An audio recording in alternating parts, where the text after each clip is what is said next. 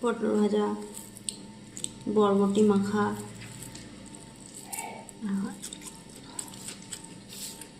এগুলো কচুরলতি, ইলিশ মাছ আর মাশরুম মাছ।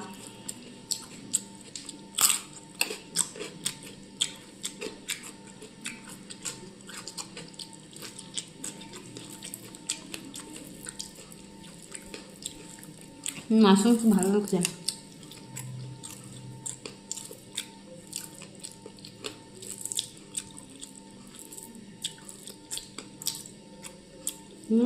মাশরুম আমার খুব প্রিয়।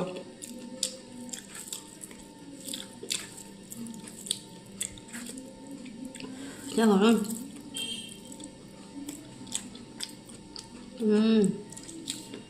দারুণ হয়েছে।